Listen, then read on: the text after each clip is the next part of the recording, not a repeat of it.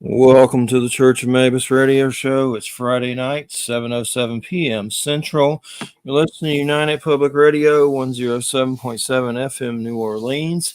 We got Jay McNicholas here with us tonight. Good to have you here, Jay. And our guest is Brian Seech. Uh, Good to have you here. Did I say that completely correct? It's Seech, right? Yeah, yeah, yeah. Okay, That's good. right. Just making sure. I'm from Georgia. I'll even mess that up if I'm not careful. That's all. But I'm in Florida now, and the bugs are starting to come out to eat us. But Oh, joy. yeah, it's the You're in mosquitoes are skunk ape. already. You're in skunk Yep, ape territory, right? Yes, yep, absolutely. exactly. Yeah, there's a lot of that here. Stacy Brown's around here somewhere. I don't know if he's. Yeah. I think he Okay. still lives in this area, but him and his dad got that weird thermal of something, Yeah. like a Yeah. I remember. Neanderthal Yeah. running through fences. But I've had him on the show, and I've hung out with him before.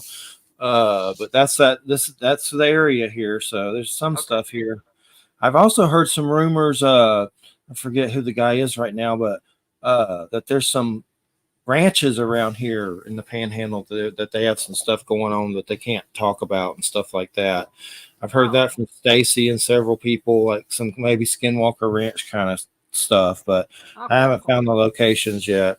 But if you could, Brian, just tell our audience a little bit about yourself and how you got started and your organization. Maybe just a little bio. Yeah. Sure. So basically, growing up in the '70s, I was interested in, um, uh, everything from UFOs to ghosts to things like that. And so I started to watch a lot of the documentaries at the time, Mysterious Monsters, Legend of Boggy Creek, and there was like shows like In Search of with Leonard Nimoy, one of my favorites, and you guys Hmm. probably know that. Oh yeah, Um, very well. so so I was always had an interest, and I was studying and doing some research on it, and then um, met my wife. Uh, Married in 85 with my wife, and we decided to. I heard she had an interest. Is she actually thought she had a ghost in her house growing up.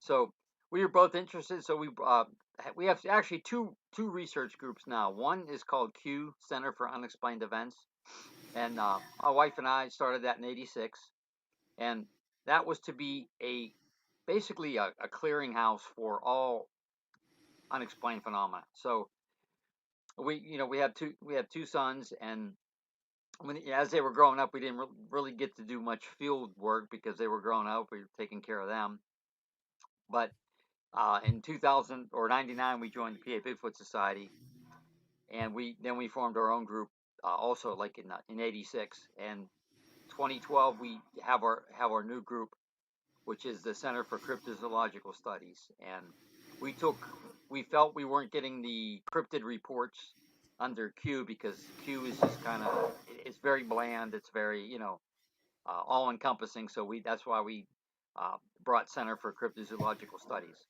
So that's we still run both groups now. She runs Q and I run CCA. Cool. And well, what's been going on lately, currently, with sightings or in your area? What have you been on to? So we grew up and we lived for most of our lives in Pennsylvania. It's Hopewell, Beaver County. It's close to the Pittsburgh airport and about 25 miles from Pittsburgh. So, and big Steeler fan too, just from the Oh, that's all right. They're not in the same conference as the Redskins, so I'll let you have that one. Oh, okay, yeah, yeah, the Redskins. My brother used to live in D.C., so he was a fan down there. The house, just real quick, the house I bought is in Pennsylvania. The guy previously, he had the Philly special, like a chalkboard play painted on the wall. Yeah, So I painted over it, put the Redskins colors, then like a banner with the Redskins logo and Washington Redskins, just to be out of spite for the new name. Nice as yeah, recent, just nice and bold on the wall. yeah. Now it's Commanders, right? Yeah. Hmm. Anyway, go ahead. I'm sorry. Okay. Well, basically, we moved down here 2.5 years ago, in August, and it'll be 3 in August. So we're starting to try to get out to the public and to find new reports and things here in the Panhandle. So we live right outside of Weirton, West Virginia now, and it's in the northern panhandle of West Virginia. So if you look at a map, you see Ohio, you see PA, and we're that little sliver. And like I was telling Jay, I was like, we're like in the middle finger of West Virginia. We're on that Yep. little tip up there. And so we have there was a phenomenon down here. It started in the 80s, and it's actually it was called the Beast of Bell Hill. We have the actual road is about 3.5 4 miles from our house now, and it's called Bell Hill Road. So in the 80s, people were starting to have starting to hear strange noises in the woods. Animals went missing. A barn was broken into and feed was eaten out of it, and so people didn't know exactly what was actually happening. They were saying everything from, hey, could have been a mountain lion, a big cat, could be alien, extraterrestrial.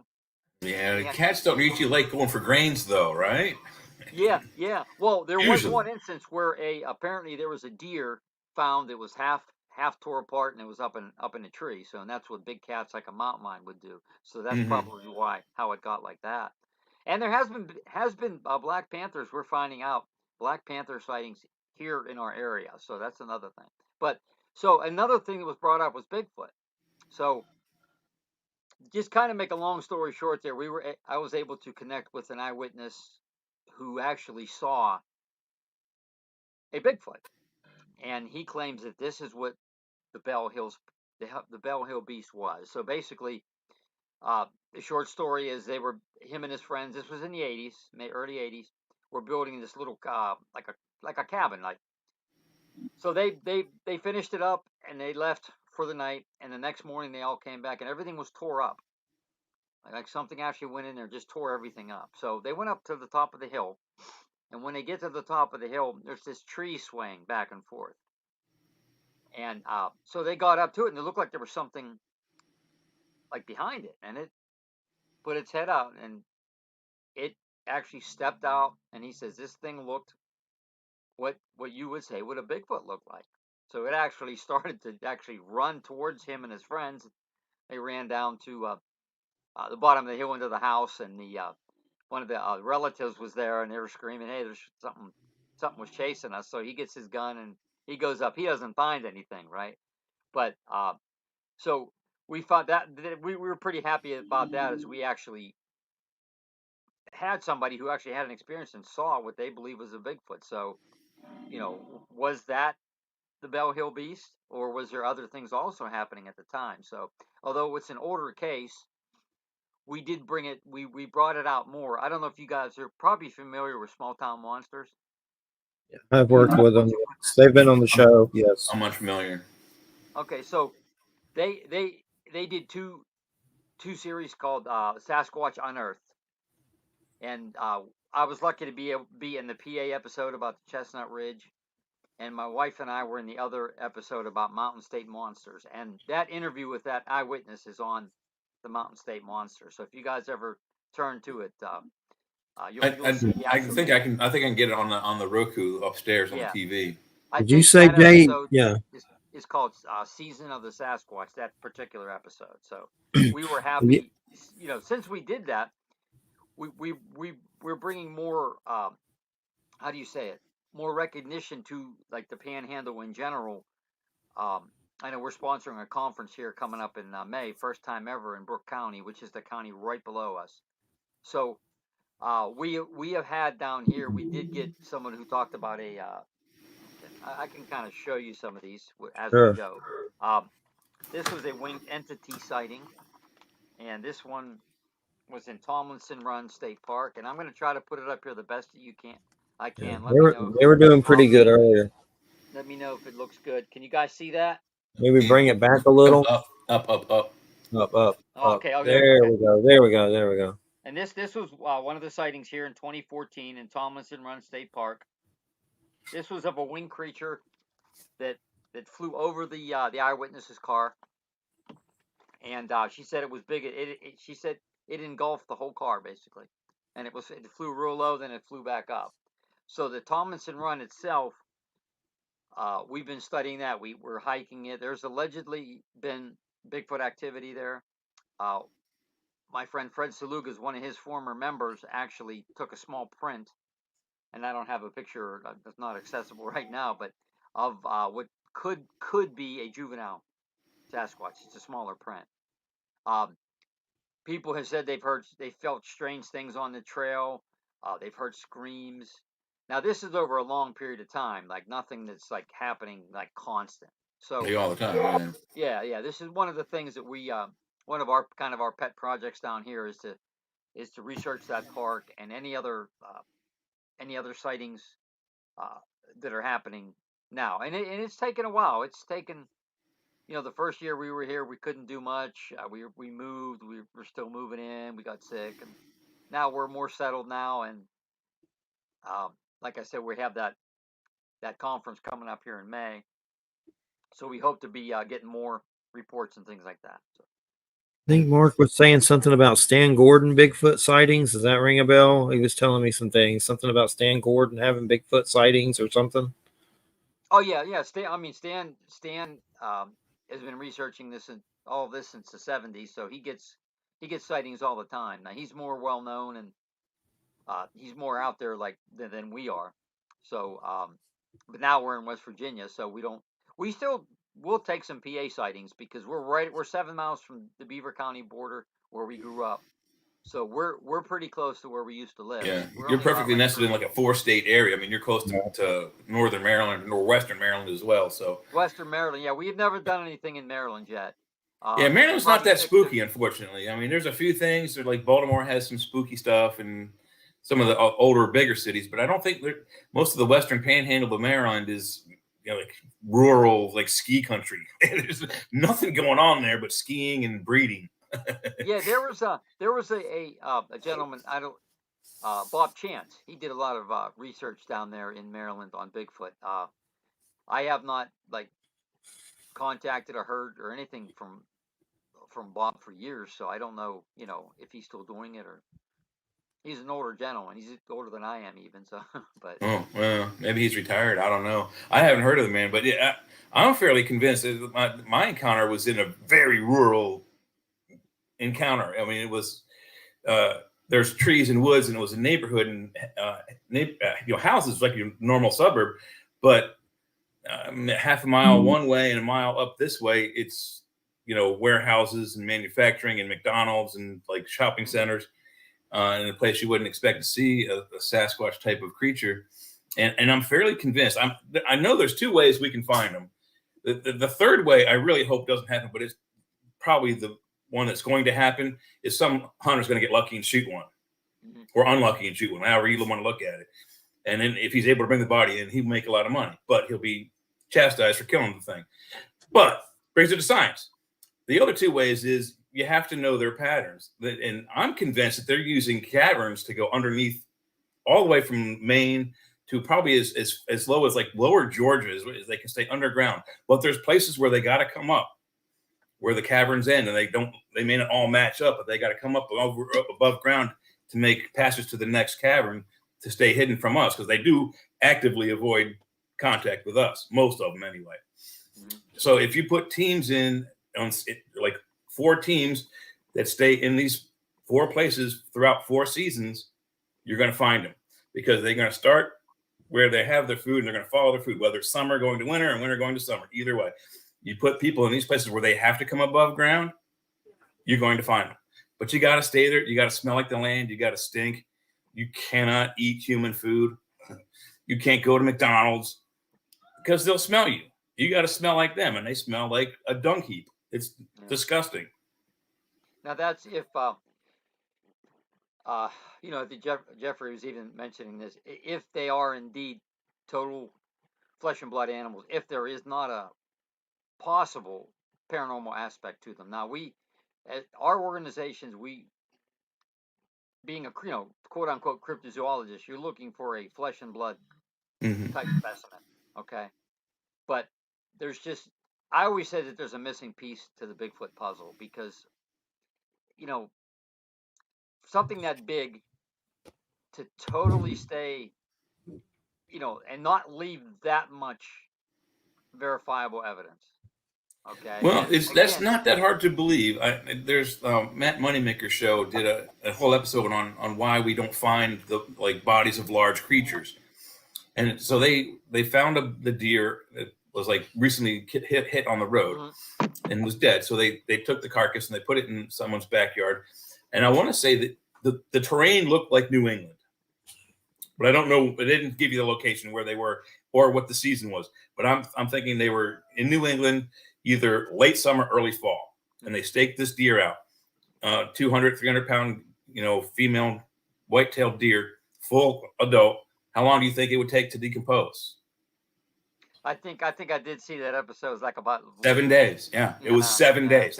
And then after 7 days, there literally was nothing but like little chunks of bone because all the other parts were taken off by other animals. Yes, as they became scattered to the wind in 7 days. So something that's 500, 1,000 pounds, 9 feet, 12 feet tall, 2 weeks, there's nothing left. If they don't bury them themselves. If they don't bury themselves. Yeah. I know there was some pretty fascinating stuff in that missing 411 UFO connection where something was in the tree with that school field and something happened with a UFO. And then there's definitely some kind of cloaking thing going on with Bigfoot. I mean, we have Ron Moorhead coming on at some point, and I know he has a new book with David writing the foreword to it. But if you look at quantum Bigfoot, I don't really know how to find the words to explain what it is, but it just seems like there's still something weird. And I'm not saying all Bigfoot can do that. Maybe there's some that can and some that can't. I've also said maybe there's physical ones and ghost ones. When they croak, there's spirits, like we have spirits. But when it comes to phenomenon, I've had UFOs parked over my houses that I've moved to over the years, and friends go, Jeffrey, you're attracting them here, and seen weird beings, from light beings leaving my house, flying to the heavens, to little cloaked beings with a black box in the woods. So I can't rule out anything, but I don't try to buy everything, fall for everything either. Like a lot of the exopolitics stuff I see, they should be writing like erotica on Amazon with some of the alien weird stuff and stories they seem to make up in exopolitics. But we actually ourselves we received a report at Raccoon Creek State Park, which actually isn't that far from here. This is about, I'm thinking, about 3 years ago.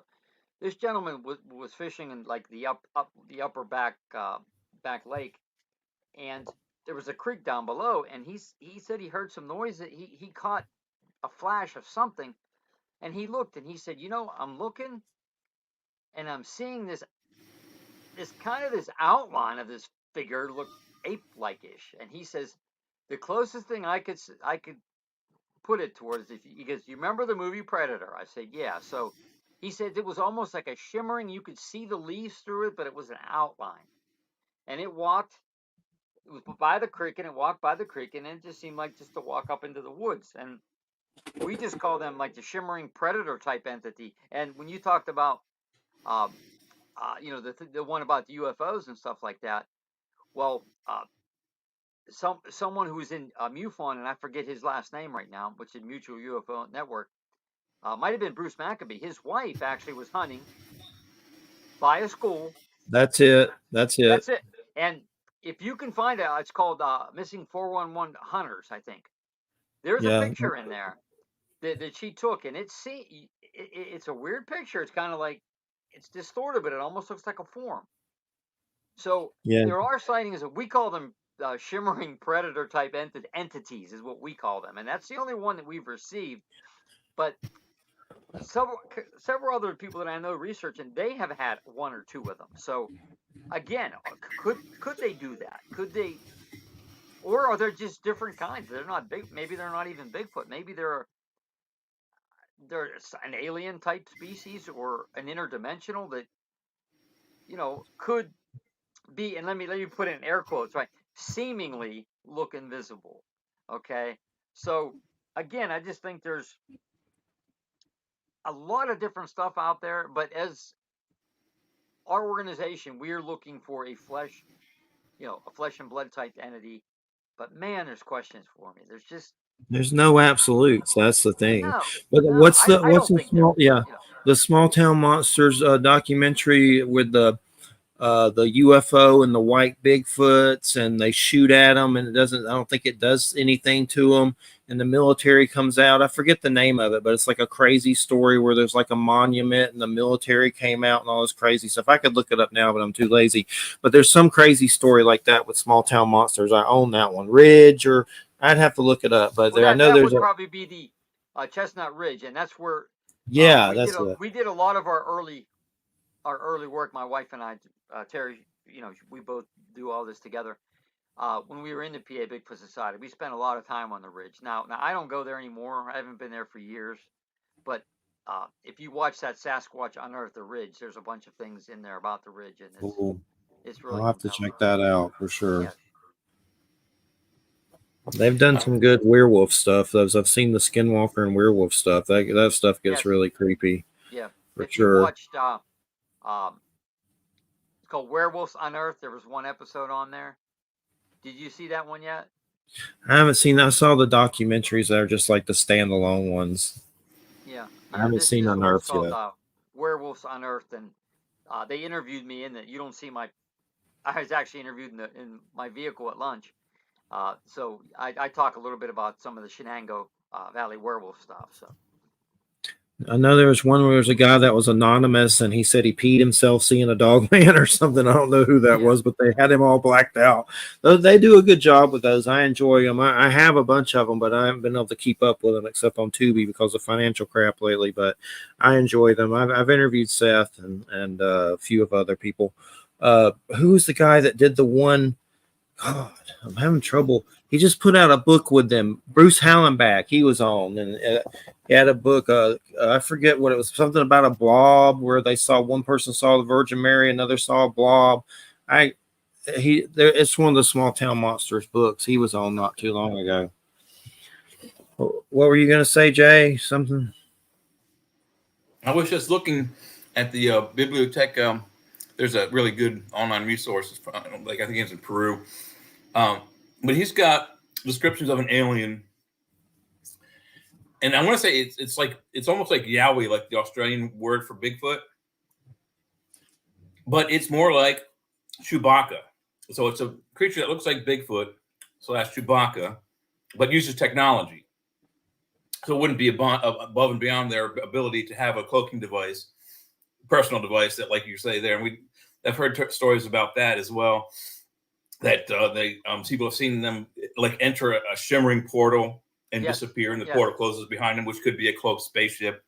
So I'm not entirely convinced. I think the problem is that the stories are kind of overlapping a little.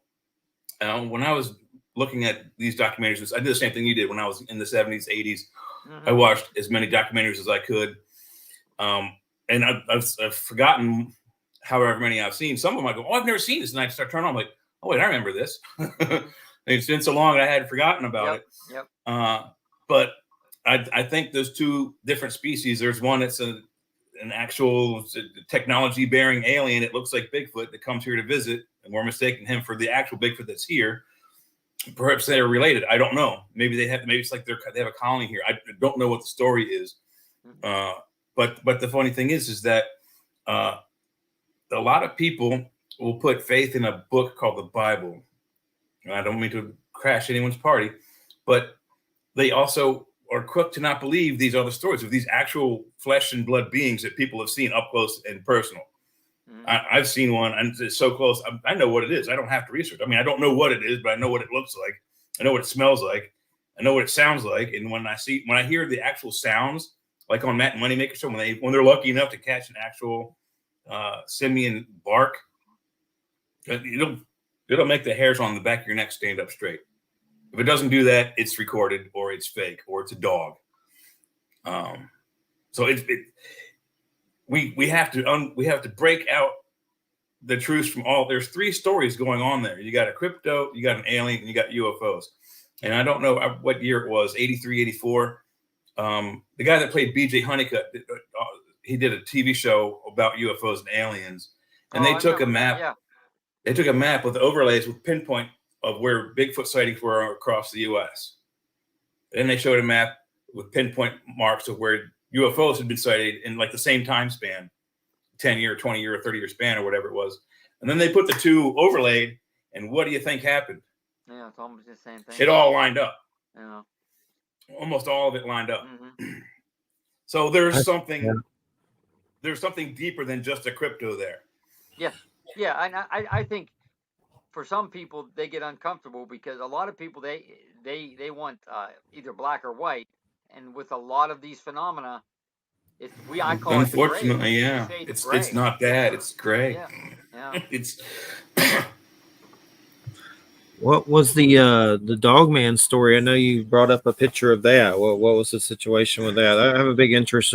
Me and my fiance Christina saw a strange looking dog type thing on the side of the road that we don't know what it was, but it looked like a big weird golden wolf that just looked weird. Like it almost looked like something out of a native like a book about natives, an illustration of like a berserker with the fur. It was just very weird on the road. Strange. And then someone said there were wolf coyote hybrids here, and I looked those up. It didn't look anything like that, and I have no idea who the hell put wolf coyote hybrids here, but some I don't know why the hell they did, but that's true. Like that. That's true. Don't bring it up a little. Bring it up. Come up. You can't see. Bring it up. Bring it up. Right here. A little bit over to the left, or which direction is that? The other side, other direction. Right there. There we go. Backwards a little. There we are. Yeah. It's a possibility, but this was like on fours, but it just was awkward. But the hair and stuff, it's a little similar. It's like giving me a little creeps. Yeah, this was in fall of '91. And this was in Mercer County, Pennsylvania, and we lived in Beaver County, so it was like 2 counties up towards Erie, and they were seeing this type creature in a place called Farrell, and right outside of Farrell, and it's estimated to be about 7 feet tall, very wolf-like. This one almost had more of almost like looked like more like a lion's mane, but they are like I hate to use the term werewolf because when you use the term werewolf, you're thinking of Hollywood werewolves and things like that, but when I've talked to some of the eyewitnesses, they said, I hate to use the term, but it looked like a werewolf, Hollywood werewolf. Now we call them dogmen. We put them underneath the dogman umbrella. But again, it out of everything we've ever researched, I don't want to say the most controversial, but maybe the most hard to believe. But when you talk to these eyewitnesses, they're like, "Hey, this thing looked like a wolf." An upright walking wolf on 2 legs, and it moved smoothly. It moved, it ran. Oh. It wasn't like, like if an animal, like a bear can, walk short distances and on 10 feet, but it's very awkward. These are very fluid movements, just like me and you walking, and it doesn't make any sense, guys. If you keep up, Linda Godfrey, all her work, there was some town where the sheriff kept up with all those stories. There were so many and kept them in a box, and things like that. And then Anubis with the Egyptians and the gods with the dog heads. I mean, it's weird to think about, but and lycanthropy in general, just weird crap about that throughout history. And the word dog in the English dictionary doesn't even have any roots in any of the root languages of English. They can't find any aside from the dog star canis. There's no word in Old English, Old German, New German that has a relationship to dog. And coyote trickster with native lore. That's like a dog man, pretty much. Something to it, as creepy as it is, but seems like a lot. We've been watching that. What is it? These woods are haunted, and I don't believe everything on there, but there's some creepy stuff on there with those dogmen for sure.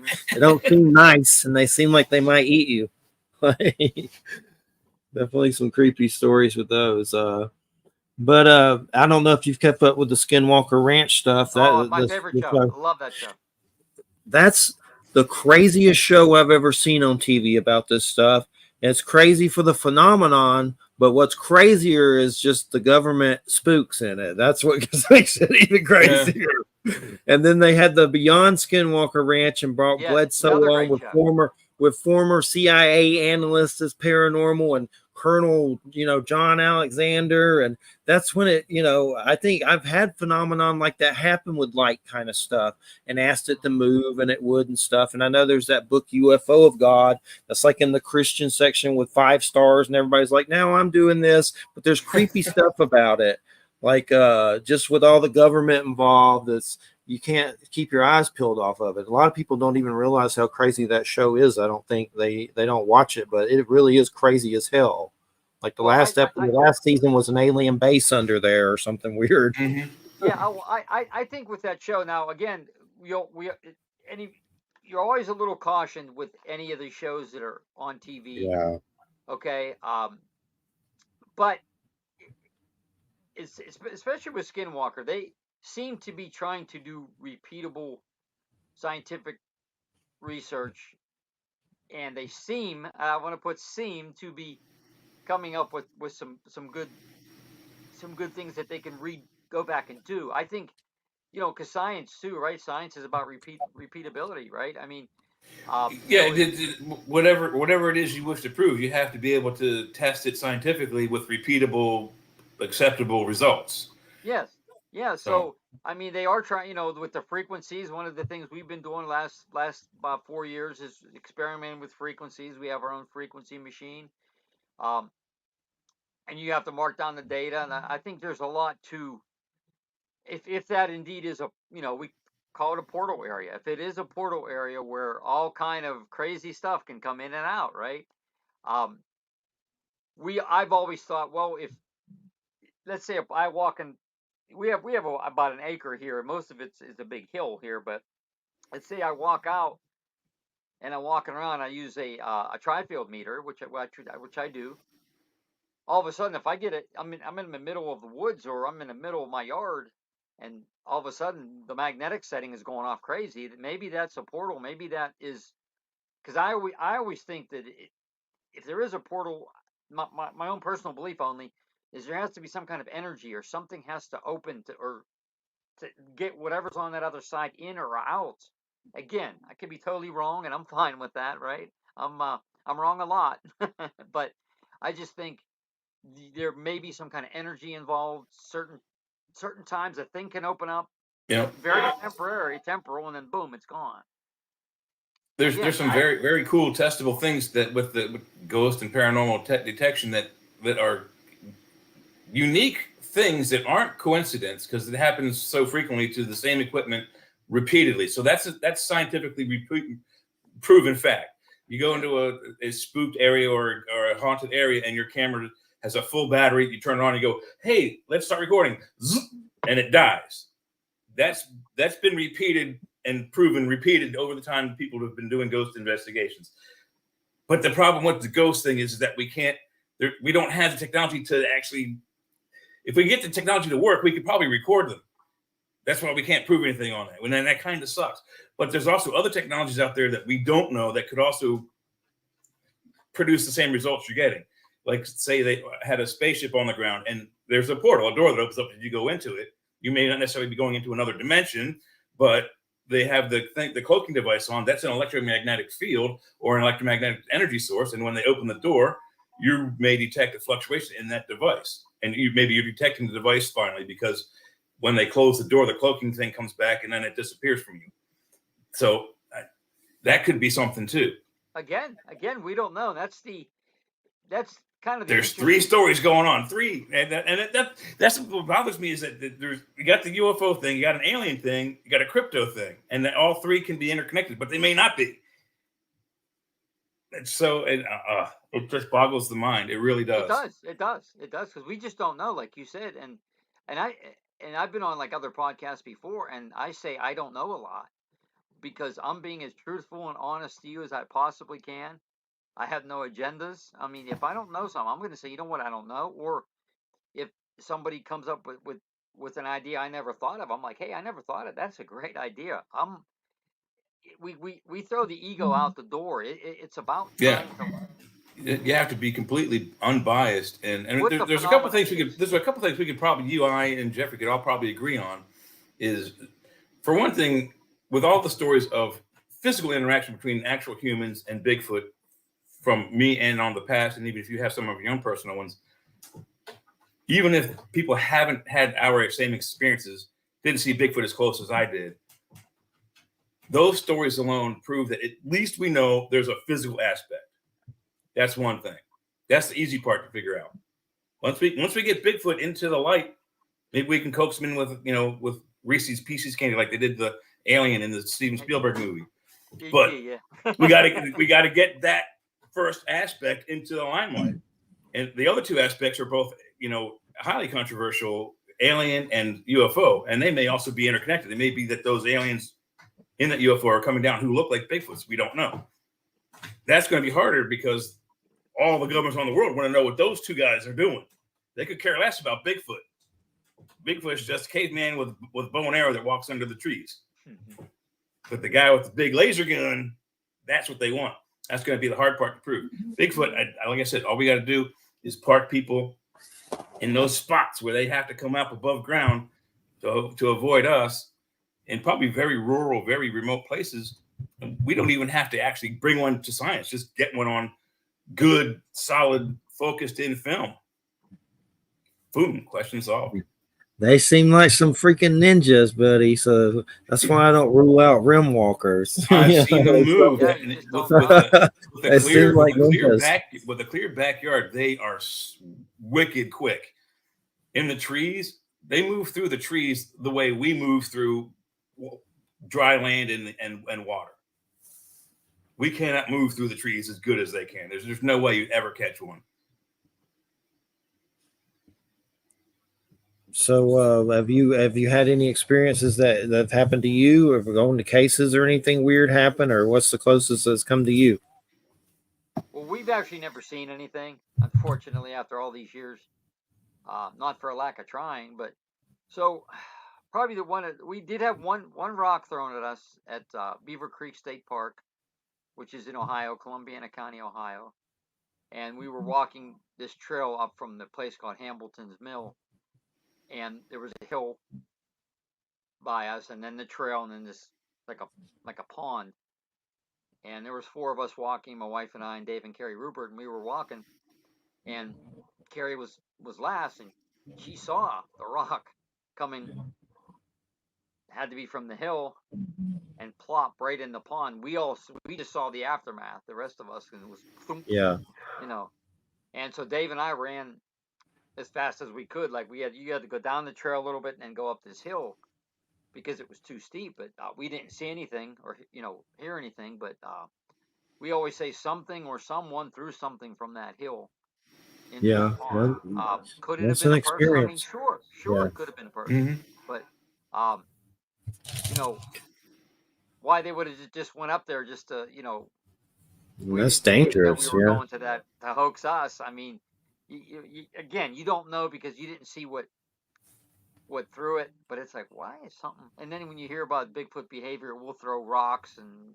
Well, it's not just Bigfoot. It's typical ape monkey behavior. As we would do before we got technology, we would have done the same things. It's a territorial thing. It's like, you stay over there, you come on the other side of that rock, I'm going to hit you with another one. And it's amazing how surprisingly accurate everyone who's talked about had thrown rocks thrown at them that they suspect from a Bigfoot. How close the rock really comes to them. I mean, it's 2-3 feet away, Exactly. Which means to say that if you come closer to me, I'm going to hit you with something this big. So it's a bold statement from a very primitive animal. But the other thing you talked about earlier, when he was like behind a tree and he's doing this, that is also typical ape behavior. Gorillas do it. We do it. When you play hide and seek, remember when you were a kid, you want to know where the guy who's looking for you is coming from. So you have to look out and from your hiding space. Oh, he's coming my way. Then you cover up, right? Yep. That's typical human behavior. It's the face that I saw was a human face, no question. It was that close. I saw wrinkles in the skin. I saw a mustache and a beard, multicolored coat with mostly black, but he had some. I think he was an elderly gentleman, Bigfoot, and I think he was around 12 to 13 feet tall. He was enormous. That's big. Because he saw us through a second-story window. Wow. In a house, in Ohio. 2 stories up. His whole face was in the window like this. Oh, you said that was in Youngstown? Yes. Well, actually, Boardman, which is a Oh, I suburb. know where Boardman is. Yeah. Yeah, it's right. It's right below it. Okay. Yep. Yeah. Well, one of the big things that interests me about it, and was it Bill and Casey Kasulis, Lacey Kasulis? They're coming on, and I know they're doing some kind of study about trauma and these experiences. And I know PTSD is a lot with people, and with me, I think a lot of mine happened from some trauma. At 17, I had to go through testicular cancer and lost one of the nuggets, so to speak. And then a few years later, my dad died, and I started to have all these crazy experiences. And there's something to trauma and seeing into the realms that's why I do the show. That's why we're here, because I saw a bunch of weird stuff that I say I don't know a lot too, because I don't. Yeah. What I just know I saw it, and that's enough for sure. And just talking about it, I can get chills thinking about certain experiences. Like I just got goosebumps all up my arm. One of my big ones was I've had a bunch, but it's been a little while. And then you want them to happen. You're like, well, where are you now? I guess whatever. I'm smoking too much weed, so I guess you're leaving me alone. But anyway, I was Silver Lake. I was inside listening to like some Watchword Bible on DVD, and I grew up Christian when my dad was a preacher, and I love Native American spirituality and Norse, so it's not like I'm not open to other things. Buddhism's pretty interesting, but these beings of light I saw completely sober, as if they were inside my home, came out the roof and flew straight into the heavens. And it was when I was playing the Bible on a TV. So I don't push it on anyone. I think there's truth in everything, but those beings seemed like they had some kind of hierarchy or something. They got a supervisor. They were glowing. So they were Jedi, had Nirvana, had Christ consciousness. They were glowing like the sun, and they were humanoid shaped, and that's enough. That's why I don't try to, bad talk anything or rule it out. But there are several beings listed in the Bible as glowing like that. Noah, for one of them, they say when Noah was born, his skin shone like the sun, and his eyes were of gold or something to that effect. They were like they were glittery. There's light bodies. Yeah, it's very strange stuff. I think they're us too. Maybe that's what we are on some level, like the Ron Howard cocoon aliens and these little cocoon bodies or whatever. It's interesting because one of our friends, he was actually just telling me this last night. When he was growing up, he saw what looked like two light beings when he was a kid in his living room. So yeah, these are being seen also. So it's not like there's so many things that you could talk about. You can go on for hours about all the different, whether they be aliens or extraterrestrials, cryptids. You pick the term. But did you hear? You heard about the Russian cosmonauts? Yes. Didn't they see something outside of their capsule? Many cosmonauts have reported seeing things, but the biggest one, all the same thing. It's like they call it like a golden, glowing like angel creature. Yes. Okay. Allegedly, they got pictures and film of it, but the largest flap was like they saw like five or seven of them flying in like a formation outside the Mir space station. Like outside the orbit of Earth. So whatever they are, if they are legitimate things, if you can fly in outer space without a spaceship, that's pretty super powerful to me. Yeah. Yeah, and truthfully, there's not a lot that's been done about like a research on like light beings. There's a little bit, but very little, yeah. So it's just another interesting subject out there. It's just are you familiar with Philip Coppens? Who's that? Philip Coppens. I never heard of him though. He's a mainly UFO ancient alien researcher. He's since passed. His ex-wife, Kathleen McGowan's Coppens, she does a lot of that kind of research, light beings and like the Cathars and Catharsism and a bunch of stuff around the Carcassonne massacre, which is where one of the I think one of the vaults of the Templar Knights was destroyed. So she's been doing. I don't follow her research. She's a very wonderful lady, but she's been doing that for many years. If you have interest in that, she'd be one to contact on it. She's very well written. She's been on Ancient Aliens and other shows like that. So I interviewed him before. I've interviewed him a long time ago. I know he passed away. We had Neil Donald Walsh Conversations with God on not too long ago, and he has a book, God Talk. I forget the publisher right now, but if you look up God Talk and the publisher, they have a book called Light Beings, and they sent it to me, and it's just all these like kind of like spiritual people like Bernie Segal and Neil Donald Walsh, and but they're light being encounter stories, and I was like, wow, I guess good to know I'm not completely nuts, but there's a whole book about this crap. Hey, like I said, they were written in the Bible, so those stories of lit up beings have been with us forever. With shamans, like we had Don Oscar, I have trouble with his last name, Don Oscar. He's a shaman from Peru. But I told him my light being stories, and he said down there they gather and watch them in the sky do stuff and have like festivals. I don't know if they're tripping balls or what, maybe, but that don't make it any less lucrative to me. But he said they have video of them, like just flying around and stuff in their skies. So there's something to it with shamanism and luminous beings of light. So there's something to it for sure. The quantum realms. Well, the shaman down there even say they have witnessed, sky gods and sky beings coming in and out of portals in the rocks. Like they have that. I think it's either Sacsayhuaman or Ollantaytambo. They have that. It looks like a giant sized door carved into the rock, and there's like a niche in it that the shamans say you're supposed to put this thing in there, and then the portal opens, and you will turn into a wisp of smoke and go to wherever it sends you to. And they have thousands of stories in that area of beings coming and going through this same hole in the rock. But there's no hole. It's just a rock with a lintel and a door panel on it. That's it. If you get into Kalani leporitis, and I always have trouble with last names here lately more than ever, but yeah, I've interviewed him.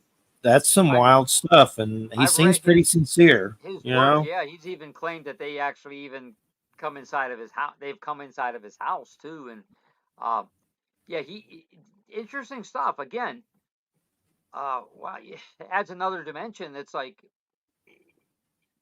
is there more than like one different type of Bigfoot? I mean, could some of them, like he claim, I know he claims he could communicate with them telepathically too, and other people have said that these creatures seem to be able to contact them and speak with them telepathically. Again, it just adds another layer of strangeness on top of a very strange subject. Yeah, and just to say, just to say though, he thinks there's like different ones. Like there's the ancient ones that are like kind of a hairier race of people. There's some with cone heads, like not cone heads, but like a different type of face or whatever.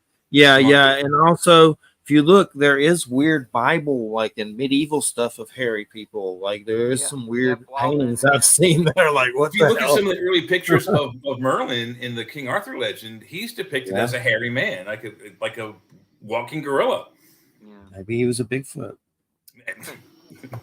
You think? I don't know. I'm not going to rule it out. He's hairy in a picture. Man of the woods, somebody put some hair on him for a reason. I don't know why. Maybe they're into that. Maybe they saw too much of the hair of the dog that bit him. But he's been the early depictions of him show him as a hairy gorilla type dude, like almost like Curious George. Some of the the really earliest one. It's like a wood cutting of him, and he's like standing like a teddy bear, and you can see the palms of his hand and the bottoms of his feet, and everything. Then everything else that's not white is hair. Yeah. So, Brian, what's going on with the black cats? Do you think those are more just physical only? Is there any weirdness with it? I know those increased a lot lately, right? Yeah. Well, when we were in PA, I know, like I said, I know Stan got. We got all the time we were in PA. We only had two reports. One was up in Erie, and one was in Rochester, which is fairly close to our house. Though the one it was in Rochester was kind of interesting in one point that the person saw this black cat, and it was a big black cat, kind of, they said looked like a Black Panther even, that it happened right after a very bad thunderstorm. Okay, now you have a thunderstorm, you have a buildup of electricity, static electricity, ions, things like that. So could some of the the black cat, could they be something that needs energy to manifest? Or, I mean, like a lot of these, again, just don't know. They have been seen like in Greensburg, Westmoreland County, on the Chestnut Ridge, Down here already, we talked. I didn't specifically talk to the guy, but he kind of messaged that, hey, I saw one of these things by a landfill in Brooke County, and he said it looked like it looked like what you see a Black Panther would look like, and there was another one down here, I think in Hancock County. So just this was a little bit like years ago, but now here you have a couple already down here. It depends. I think the longer we're down here, the more we can try to get the people to talk. I mean, it's happening, but it's happening very slowly. I think it's a very strange area, not too far from where we used to live. Ohio has a lot of Bigfoot reports. Ohio, I think from the map I was telling you earlier from that TV show with the guy from MASH, as I recall, Ohio was one of the denser, visitation / Bigfoot sighting zones for both UFO and Bigfoot on this side of the planet. And then, of course, California would be the larger one on that side of the planet. But I think Ohio is like 4th or 5th, believe it or not. Now, I think a lot of that also has to do with the amount of Bigfoot researchers in Ohio. A and B, just the amount of just virgin forest that they have, just spanning that whole top side of the country, that they can hide better there. Over here there are more sightings on the East Coast than the West because we have not as dense a population of trees. And like I said, there are places where even though there are caverns that they can go almost all the way from Maine and almost all the way to Florida, there are places where they have to come above ground. They have no choice because their cavern ends.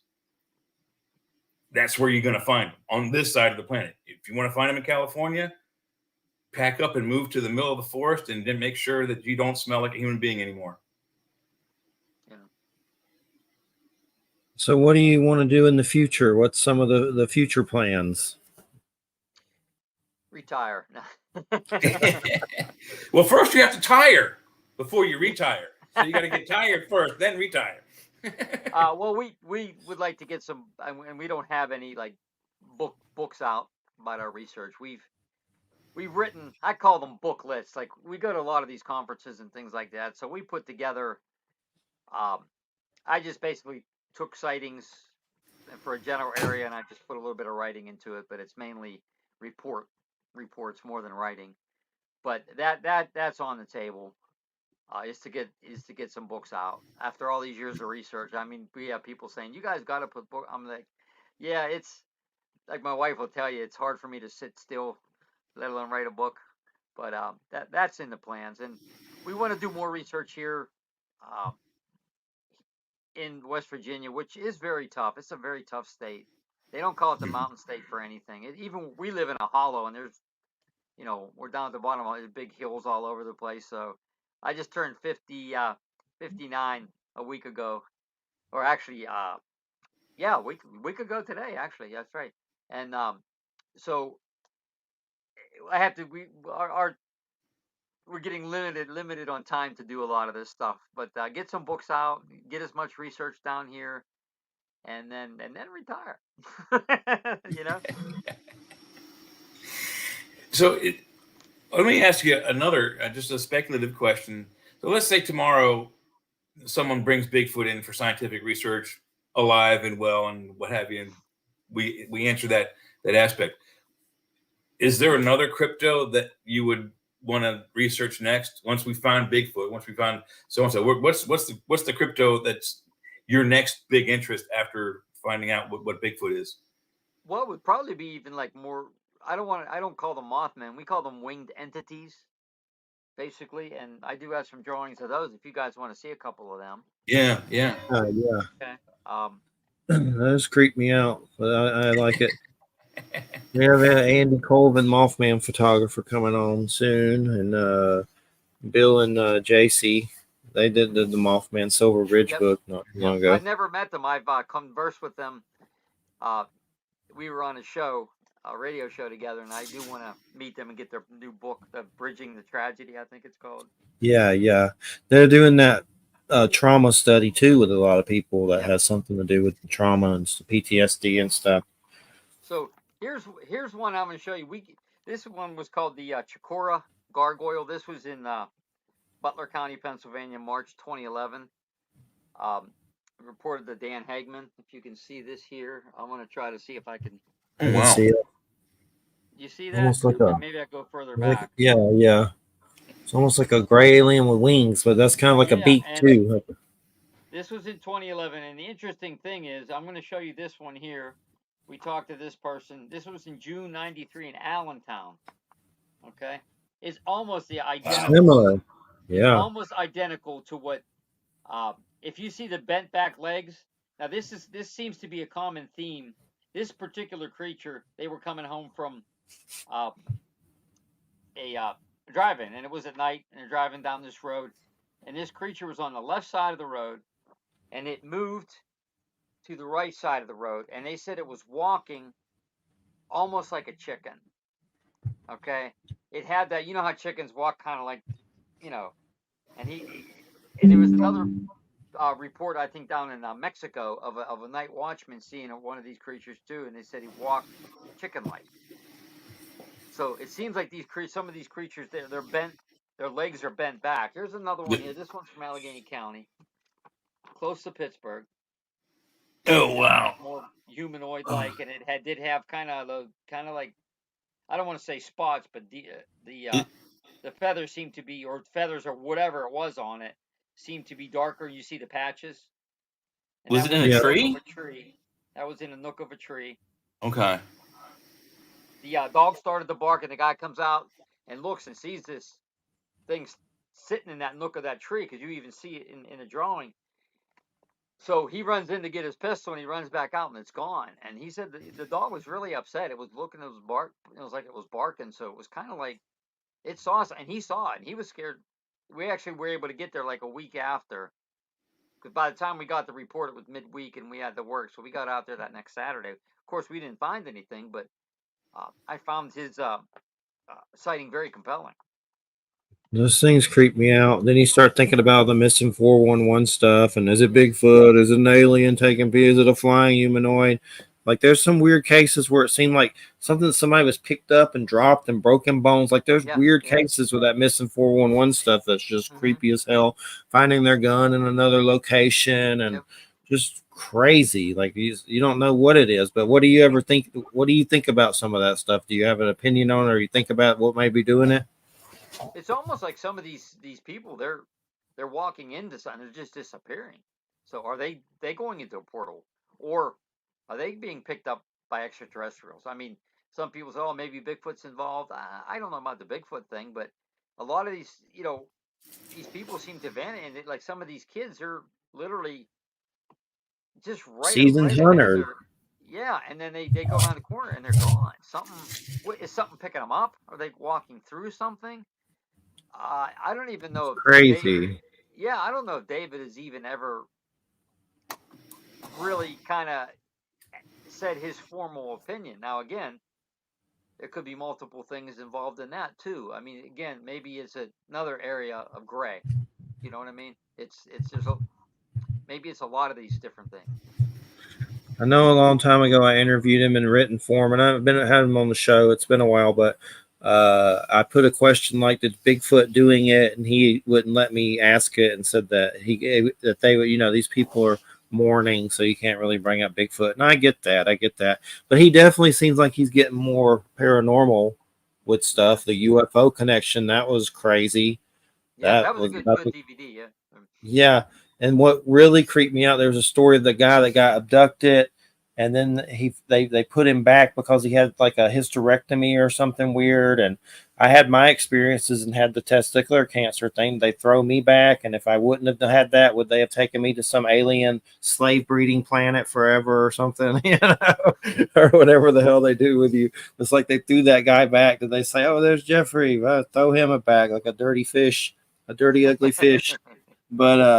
But I remember my cases, a lot of the UFO stuff, they've been over me with witnesses, and I don't think I've been taken, but it's always like in the back of your head, like, did they do it? And I just don't remember a damn thing. Like I don't rule it out either, but I don't try to get too kooky with it. But I know I've seen enough that something's going on. I don't know. I don't know if they're taking me. It might be astral. I don't know, but I just know something's going on. And then we've had Robert Salas on, was he in the Air Force, and wrote the whole book about UFOs shutting down silos. And I mean, that's crazy. That's crazy stuff that's just in your face. And now every time I walk past the TV, when mom playing her NBC or whatever, UFOs, UFOs, UFOs. And, you know, it's year 17 of experiences in the show and my own experiences. Now everyone's going kooky over it. You know, it's definitely crazy. And then the Peru thing, that was really weird. I don't know exactly what it was. I'm not going to say it was aliens, but that was strange. And then you had the Miami Mall thing. That seemed kind of like maybe it was crap, but weird with all the police there. And then that was a strange one. The Las Vegas thing, like there are these Yeah. weird little alien cases popping up. And I know we had Augie Nost on. He says they're about to do a fake alien Project Bluebeam invasion or something. Yeah. Not going to rule that out either. That's the big thing with UFOs. Could it be China and some of these things? You know, they're about to drop a nuke on us. So it's an important subject for sure. But one of my favorite documentaries is that Dan Aykroyd one with UFOs Unplugged. You ever see that? It's free. Yeah, I love that one. That's a good one. That's I like to find good ones. Well, he's been a conspiracy nut for years. I mean, even when he was on, you know, the early, not ready for primetime players in the early years of Saturday Night Live. Mm-hmm. So he's been a conspiracy nut since, you know, we were kids. That I always heard if you ever meet Dan Aykroyd, say something about MUFON, Mutual UFO Network. He'll say, doing the government's work for 40 years or something like that. He always says that, apparently. And I remember him from the Tommy Boy. He had that same radio voice we talked about, his fake Zelensky auto parts. Zelensky auto parts. We make auto parts for the human or whatever, for the working man, because I'd never forget the whole thing. But yeah, he's good. He's a good pitch man. Yep. One time, a guy gave him a Church of Mabus probes happen alien sticker of an alien doing like this, a crystal skull vodka signing thing. Yeah. That's the closest we've got. We tried though to get him on. It's not easy, but yeah, I love that documentary. It's one of my favorites for sure. But does the UFO thing come up a lot in your cases? Is that something that sometimes, or is the UFOs ever involved? They're not involved in the Bigfoot cases, but we do get UFO cases. Now we do get one of the things we've begun to study on, like I said, about 4 years, is the light anomalies, the light spheres. A lot of people, we got involved in that because a lot of Bigfoot researchers were out there saying, "Hey, I'm in an area of Bigfoot. We're doing we're staying out here surveying for a big Bigfoot, and we're seeing these lights. We're seeing white lights, yellow lights, red lights going through the sky. And what are they? They're almost like balls. We call them light spheres, what we call them. Some people call them orbs. But seemingly more and more Bigfoot researchers are coming out and saying, I wasn't out there to see light spheres or balls or UFOs or whatever your term, and we're seeing them. Are they part of the Bigfoot phenomena, or are they just another phenomena observing the Bigfoot phenomena? Who knows? But we know that they have been seen, and by hikers, campers, that they're just out there enjoying nature. They're not out there looking for Bigfoot, and they see light spheres going through the woods up above them. I mean, is it an energy? Is it a sentient life form, an energy, a probe? Could also be a side effect of natural phenomena. There are some natural phenomena that create balls of light like that. And I wouldn't say that what they saw was ball lightning, but there are some geophysical changes in the earth. When plates rubbed against each other, they create balls of light somehow. And then there is ball lightning. And I've been lucky enough to see both kinds.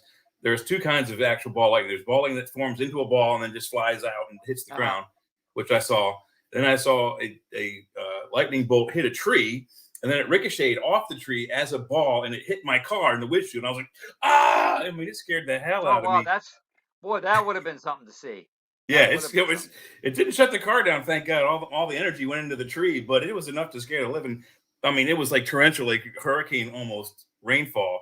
And I was very near my home, and there was a fire station directly next to me and a church in front of me. So if I died or got injured, I was okay either way. Yeah. Like there are certain parts on the earth that they have spook lights, they have the Brown Mountain lights, they have the Naga lights, they have the Hesdalen phenomena. I mean, there's a lot of areas which they say could be quartz crystals, and they have squeezed together. It's called the piezoelectric effect. Piezoelectrical effects. Yeah. Yeah. So yeah, there are certain things like that. And these other things, though, they occur randomly in different parts of the planet, and not necessarily in the same area. You know, some of the things we're doing is trying to track uh,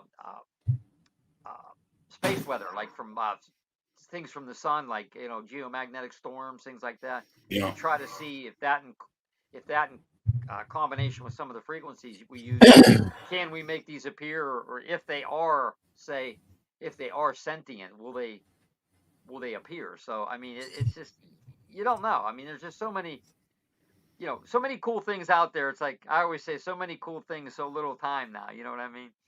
Brian, did you say that you saw that Chris Bledsoe episode of Beyond Skinwalker Ranch? Did you see that one where he summons UFOs? That was very good. Very good.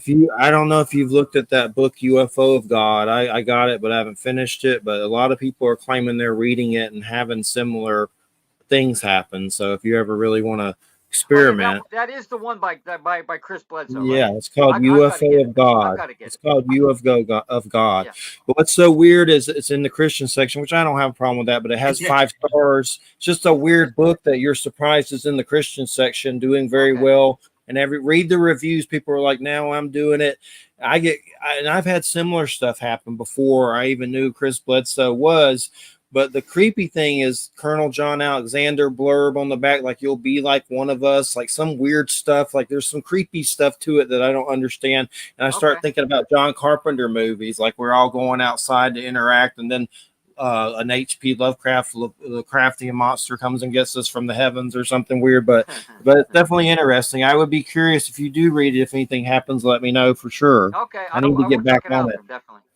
I've just been reading comic books lately, so I need to get back into it. No, I read some comics too. Yeah. So there's some I'm keeping up with now, and I don't want to get into it too long, but it's Robert Kirkman, the Walking Dead dude that made all the Walking Dead comics. He's doing a whole.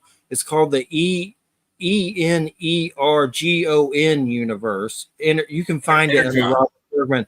Basically, he's combining Hasbro, G.I. Joe, and Transformers in this thing called Void Rivals in an entire universe. And they just put out a Cobra Commander comic that's weird and kind of Lovecraftian about him. And he goes underground, and he's with these serpent people that live in like Cobra land, like Shangri-La kind of thing. And he does some kind of terrorist thing, and they punish him because he gets his face blown up and has to wear a helmet. But then he goes above ground, and they agree to it. But it's like these 10-foot tall, crazy serpent people. And that's like where he's from. Like, it's just crazy as hell. Like, that's the only one I can afford to keep up with right now, but I'm doing it for sure. It's good. It's good.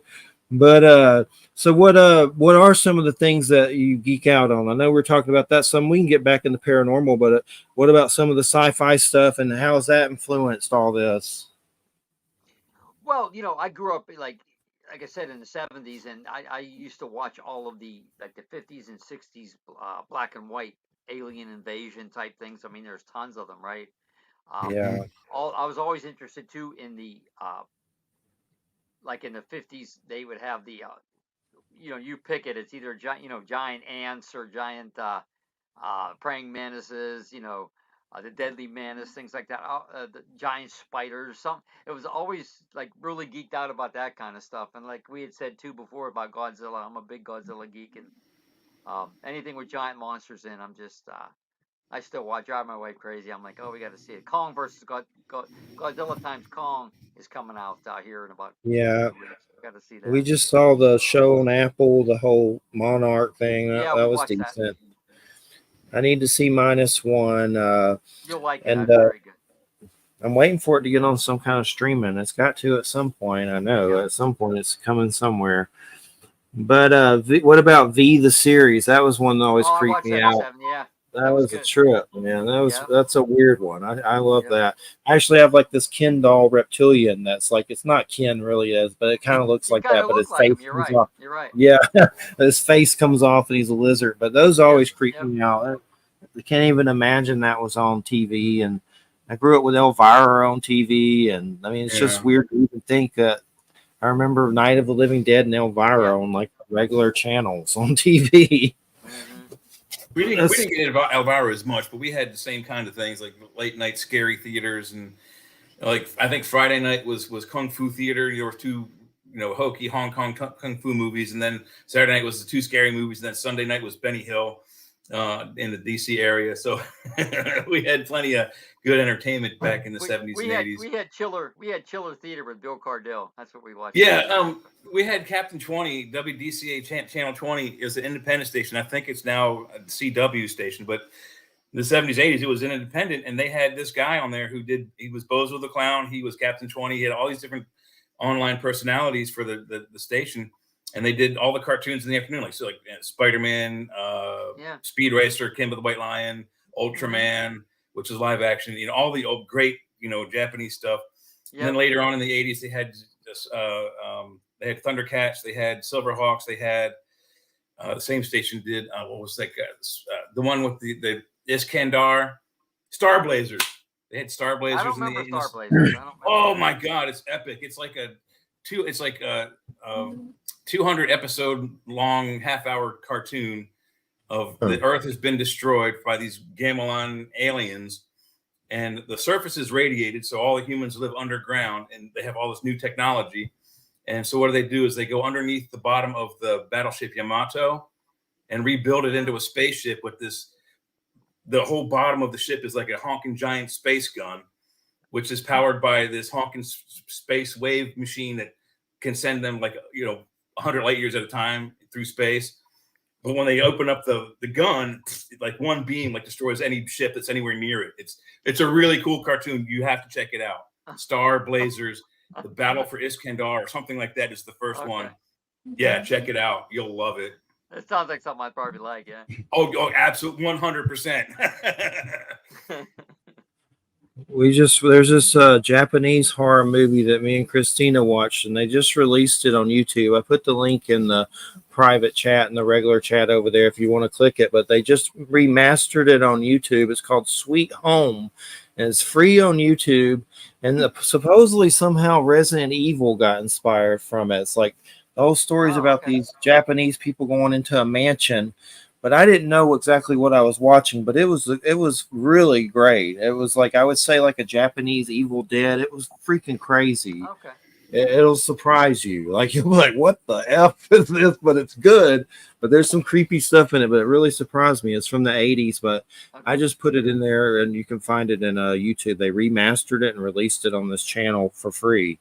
Okay. It's really great. It's on archive.org too, but just real quick before we move on to something else, I found a really nice little sleeper movie. It's not UFO related. It's not, Bigfoot, but the guy that stars in it looks a lot like the guy who plays Wong in the Doctor Strange movies. Okay. This big chubby Korean guy. I started watching the movie and I thought, oh, this is going to suck. And it's a Korean-based production, but it's pretty well done. It's half Korean, half English, so you have to read a good bit of the movie in captioning. But it was a really, really good story about a Korean child who was abandoned at birth, adopted into America, grew up in America in Ohio, and then his friend from Korea comes to visit him, tells him about a world championship hand wrestling tournament in Korea, brings him to Korea to train for it. And I won't tell you anything more from that, but you should look at it. It's kind of like what was Rambo's movie with the hand wrestling, arm wrestling. I forget the name. Over the top, or Over the Top. Yeah, it's kind of like they even mention it in this Korean movie, but it's much better than the Stallone version. Look up called Champion. Check it out. A little Korean movie. It was, I think, 2018. Okay. Champion. Look up. I think it was Korean. It's called Save the Green Planet. The guy that did that weird Frankenstein movie with Emma Stone. It's kind of a perverted type movie, but he's remaking that Save the Green Planet, and it's really weird about this guy that hunts down aliens and interrogates them and tries to kill them. But it's nuts. They're remaking it. Also, I'm on an Asian kick lately with movies.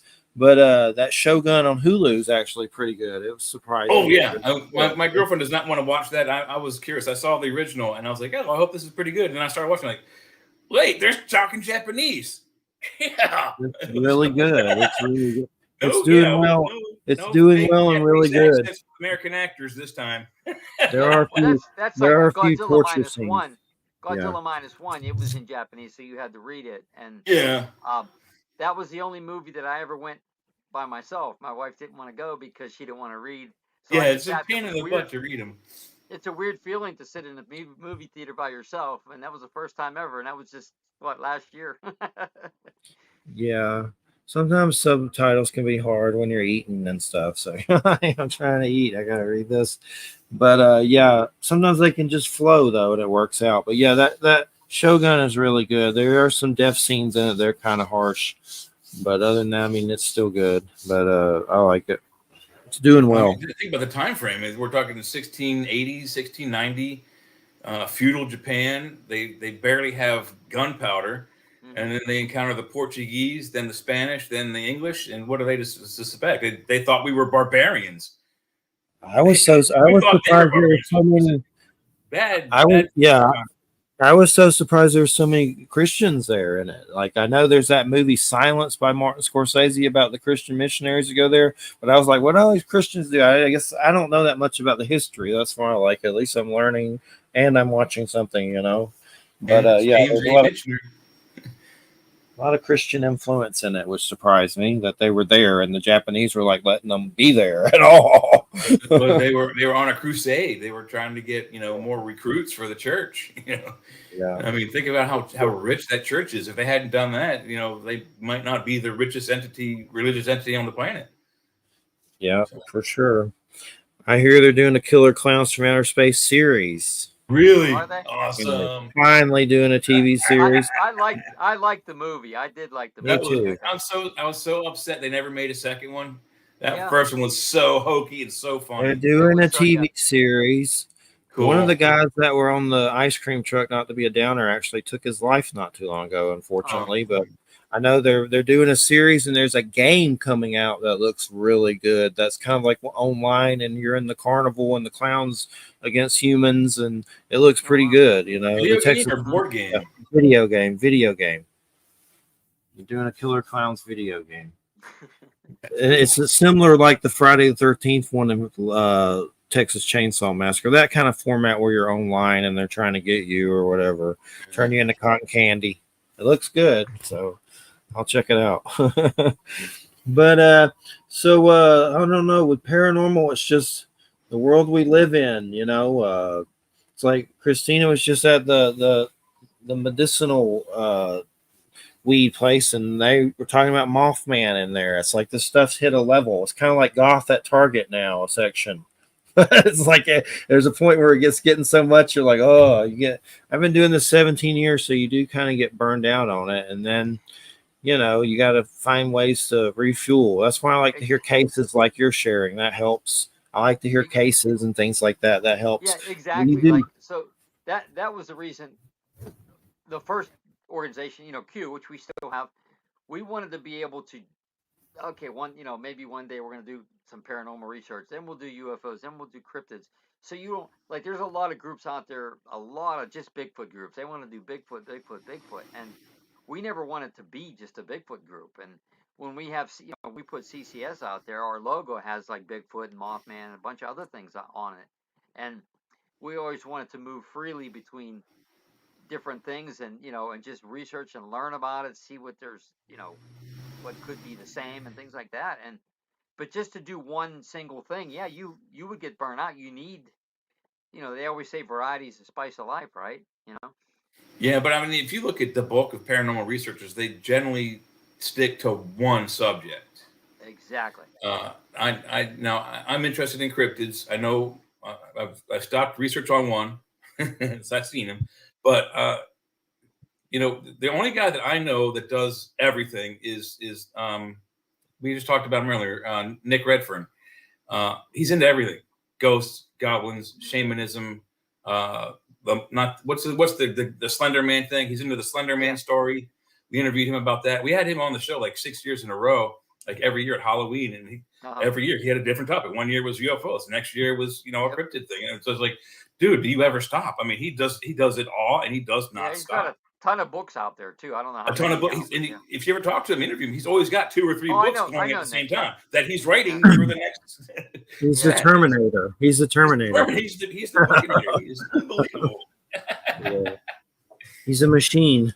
Yeah. The Final Events is a creepy one of his, where they some kind of study where they're the government and Armageddon. That got kind of weird and stuff like that.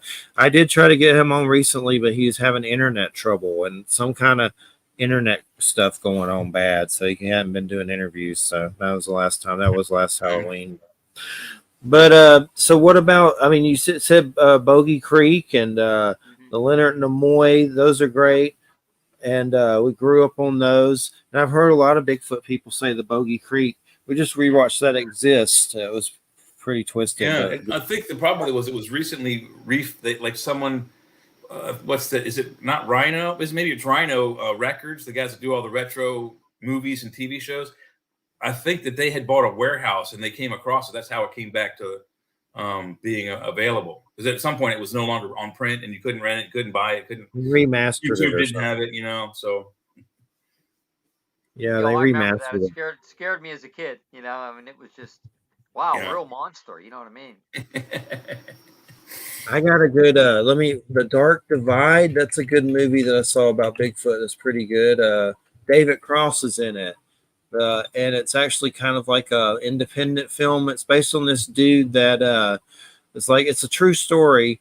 Let me see. The Dark Divide is based on the true story of renowned butterfly expert Dr. Robert Pyle. His perilous 1995 journey across one of America's largest undeveloped wildlands. It's basically a bug dude that has a Bigfoot situation. It's a true story called The Dark Divide. Oh, I gotta watch that then. I gotta see it's good. It's good. I think it's on Tubi. Okay. I think so. But yeah, what are some of the other movies that have influenced you? There have been documentaries, any that you can think of? Well, the main one for me was it really catapulted me was the Mysterious Monsters. I think it was in '76, and I just remember as a kid, maybe 10, 11, that the woman was on her couch and there was a window and the arm comes through the window and they have this music. Was Peter Graves the narrator for that? Okay. Yes. So when in the '70s it was in the movie theaters listed as Man, Myth, and Monsters. Yeah. And then when I went to video, they changed the name to Mysterious Monsters, and it's had a couple other titles, but and it's available on Amazon, by the way, if you want it. So I saw that. That's the one that was the kickoff. I mean, I was hooked because I would read the UFO magazines. There was a plethora of UFO magazines in the '70s, and UFO Report, Official UFO, and they would have articles about Bigfoot with UFOs and articles about Bigfoot, and that piqued my interest. But once that came out, I was like, wow. I mean, just like, wow. Just like, hey, this is a real monster. It looked, as a younger kid, it's a monster. It was a fairly well done production. They probably had a bigger budget than most documentaries would have had. Yeah. I mean, look, I had Peter Graves. I mean, come on, he didn't come cheap, guaranteed. One of the stories that I really, really liked, I don't know how much you know about it, but I'll just recant it real quick. There was a gentleman who was in the woods, and I'm not sure where. I think it's closer to your area, West Virginia, Pennsylvania, lower Ohio. But he's out hunting and camping, and he has his lever action 30 lever action rifle, a sleeping bag at a campsite. And he claims that a Bigfoot came into his campsite, and he was so scared that he tucked himself underneath as he was trying to sleep. He tucked himself under his sleeping bag with his rifle. And the next thing he says that he remembers that whatever it was grabbed the top of the sleeping bag and the top of his gun and dragged him, he doesn't know how far, but somewhere else where there was a Bigfoot camp and a fire, where they had fire. And when the Bigfoot let the man go, he tried to shoot him, but the Bigfoot bent his rifle, so it would no longer work. So he just stayed there in his sleeping bag watching these Bigfoot do whatever they were doing. And when he noticed they weren't paying any attention to him, he jumped out of his sleeping bag and ran with his broken rifle as far back to his camp as he could. Did you ever hear about that story? I did not hear that one. I heard the Albert Osman story in the California in the 1900s, I think, where This one was he in like inflicted that, 1850s or 1950s over here on the West Coast. Yeah. Okay. Oh, we're not West Coast, East Coast. East Coast. Yeah, that one I did not hear about. Now. Yeah, that would scare the living, what out of me. But the fact that I don't know if the Bigfoot was wise enough to intentionally hurt the guy's weapon, but those Bigfoot are lucky that they bent his weapon, or he would have definitely shot him. He was that scared. Is the Osman one the kidnap Bigfoot story where they take him to a cave and all that? Yeah, where they go in a cave and he gives them chewing tobacco and they eat it and they're getting sick and he runs away. Yeah, that's. Oh, I've heard that one. Yeah. Uh-huh. There's always the creepy Kiwani story about the one that the rogue Bigfoot that the other Bigfoots make him drink antifreeze or some story like that. That apparently it was like hurting humans or something. They made it go to a cave, and who knows if it's true? I don't know, but I always remember a creepy story.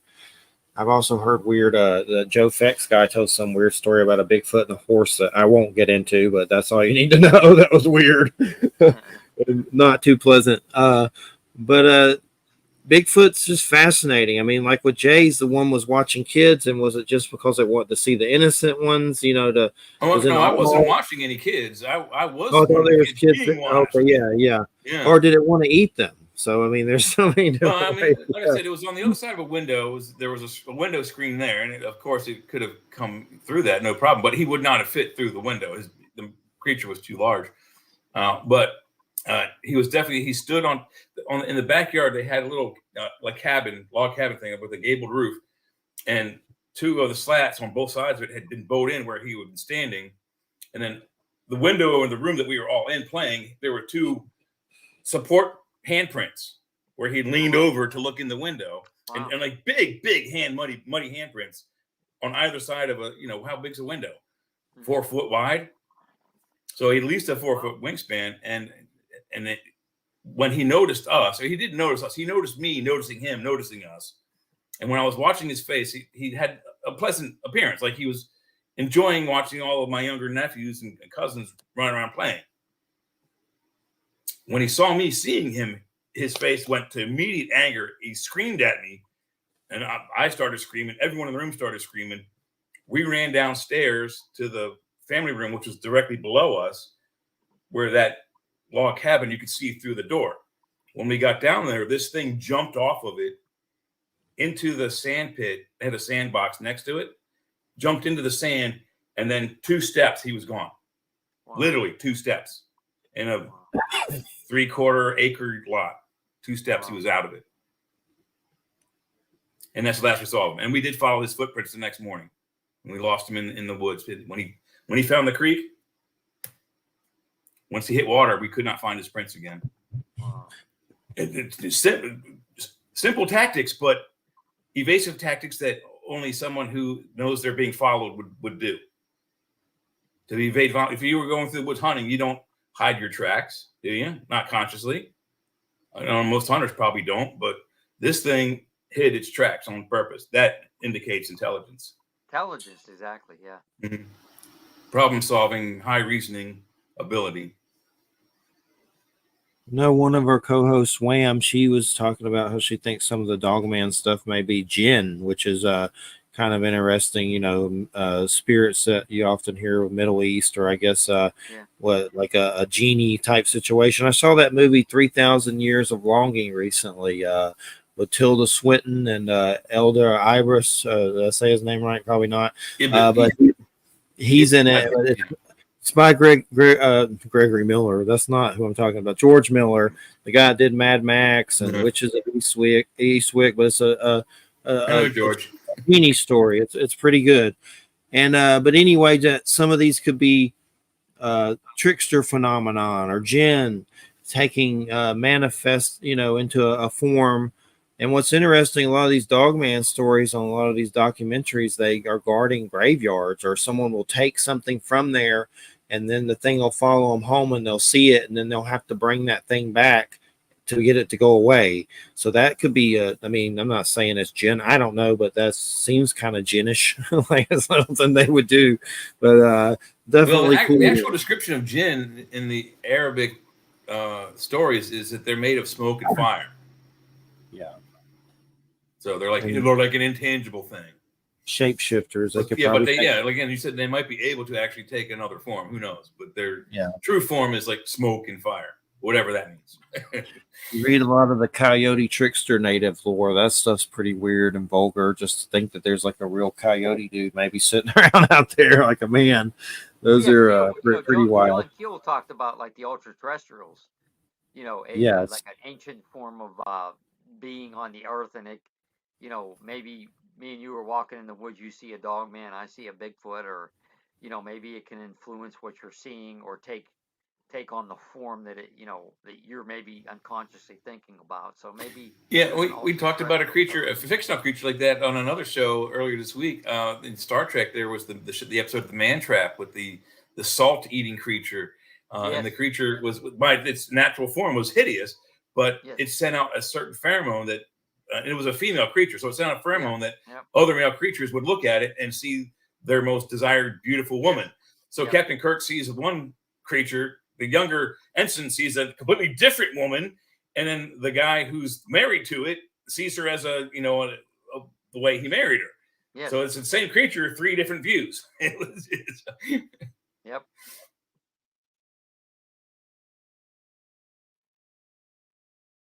You got yourself muted there.